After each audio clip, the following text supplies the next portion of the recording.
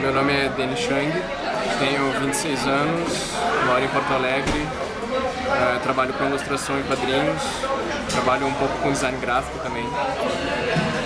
E é isso. Eu estou lançando meu livro agora, Trópico Fantasma, meu primeiro. É isso.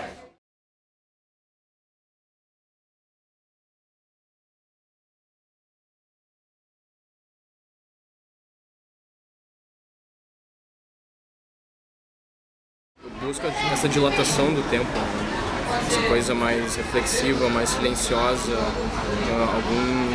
algum comentário que seja mais forte através do silêncio, dessa calma, daquela quase inércia assim, né, dos personagens. O Joss, que coordena a coleção Royale, me convidou para fazer o terceiro álbum da coleção. E na verdade o Trópico Fantasma ele nasceu com uma outra história. Ele já tinha esse título, mas era uma outra história que era ambientado na mesma cidade do Trópico e tinha, em questão de estilo, era similar, tinha a mesma atmosfera, essa mesma coisa reflexiva, a mesma inércia dos personagens assim. Mas como eu comecei muito rápido e não fiz um roteiro, depois de umas 30 páginas eu travei, assim, não sabia mais o que fazer, não cultivava também mais um certo carinho pelos personagens, assim, não tinha muito mais paciência para decidir o que fazer com eles. Então eu mudei a história, que era uma história que eu já tinha em mente também, uma história mais de estrada, assim, de viagem, e nasceu daí. Durante o livro eu automaticamente comecei a lidar com algumas questões pessoais, assim, sobre como eu lido com quadrinhos, com ilustração, assim, e no fim resolvi dar até um final mais otimista pro livro, né? Ainda que eu acho que seja um pouco melancólico, assim. A maior influência para mim narrativa e de estímulo assim para trabalhar com narrativa e contar histórias vem da literatura, na verdade. Eu tiro pouco estímulo de quadrinhos ou de cinema. A literatura, pelo poder de sugestão que tem, assim, é o que me estimula mais. Gosto muito de literatura latino-americana, especialmente os uruguaios, o Bonetti, o Benedetti, o Felisberto Hernández. São principais, assim, e me ajudaram muito na construção do próprio livro, né? Principalmente nessa questão da atmosfera, essa coisa do tempo, essa coisa vagarosa, assim. O Bonetti, por exemplo, tem muito disso. Então, a literatura, para mim, é o maior estímulo e referência para trabalhar com narrativa. Então, em Porto Alegre, estou trabalhando bastante com a Galeria Mascate. Já fiz 2 exposições esse ano lá, fiz uma em março e fiz uma em julho agora. E todas elas têm uma conexão com o livro também, né? Porque todas são narrativas e são histórias que se passam dentro da mesma cidade do livro, da Costa Oriental. Então, na verdade, a Costa Oriental e as histórias que se passam ali é um projeto que começou em 2008 e as pessoas começaram a ver de verdade agora mesmo, né, por causa das exposições que eu fiz e do livro. Assim. A Cidade Imaginária é uma referência, é uma homenagem quase cega e extremamente apaixonada ao Onetti.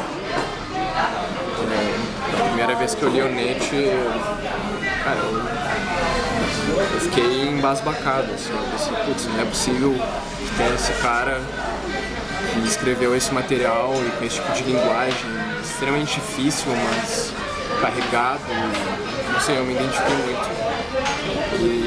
Então foi uma homenagem, assim, né, a Santa Maria que ele criou. Eu pensei, além da homenagem, eu senti que poderia ser uma coisa propícia para mim, assim, contar as minhas histórias. Teria uma cidade fictícia onde eu poderia colocar os personagens que eu quisesse, um tipo de ambiente que eu prefiro ilustrar e trabalhar em cima, né? Ainda não tenho muito apreço em contar histórias urbanas, por exemplo. A vida urbana me interessa muito, mas na hora de contar uma história sempre me sai uma coisa mais bucólica, assim, mais cidade balneário, mais praiana, mais isolada. O mar, pra mim, É difícil também, é uma coisa que eu percebi que é recorrente em muitas histórias que eu conto, mas como eu não penso muito assim sobre o que eu produzo, não fico tentando decifrar o que eu estou fazendo, então eu não sei direito o que significa o mar para mim, mas eu acho que são várias coisas, assim, é a possibilidade de um outro mundo, uma outra vida, tinha uma possibilidade de renovação também. Na primeira versão do Trópico, que é a que não deu certo, os personagens entravam muito no mar também. Eles estavam sempre e no mar, as cenas que aconteciam dentro do mar é onde a reflexão aparecia, né, de cada personagem, a reflexão interna. Então é isso, acho que é uma forma, uma possibilidade de renovação, uma possibilidade de fuga também, de saída dessa coisa terrena e ir para um outro mundo, porque o mar literalmente é um outro mundo, assim, um outro universo, tem seus mistérios, fascinante. Eu tenho uma fascinação meio de biologia pelo mar mesmo, assim, é uma coisa que me fascina muito, os animais, a vida marinha e aquela profundidade que é totalmente desconhecida ainda do ser humano. Tem um cuidado assim nessa coisa, por exemplo, do olhar. Quando eu estava construindo os personagens pro livro, a personagem principal ali, ela é muito baseada numa cantora que eu gosto muito, que é a Aliança de Sela, mexicana até.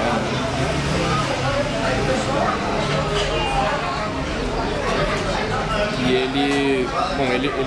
eu não me baseei em ninguém, mas essa coisa do olhar eu me preocupei bastante, assim, porque eu acho que, como eu não queria fazer muito diálogo, não queria usar muita caixa de texto também para explicar as coisas, até eu acho que eu acabei explicando demais alguns. Mas eu não tenho muito apreço assim, por esse didatismo de ficar explicando através do texto o que está acontecendo dentro dos personagens e tal. Então, para mim, essa coisa de cuidar o olhar de cada um foi importante, de como desenhar o olhar dela, como desenhar o olhar dele e como é que esses olhares vão ser bem construídos através do desenho mesmo. Então, por exemplo, o personagem do viajante, nas primeiras versões, a minha ideia era fazer um personagem com olhos grandes. Por causa dessa coisa de estar na estrada, de ter visto muitas coisas, de ter presenciado muitas situações na América do Sul, essa coisa política, cultural. Então tinha essa coisa dele ter o olho grande, né? O olho cheio, enfim, que tem muita bagagem visual, assim como viajante de estrada.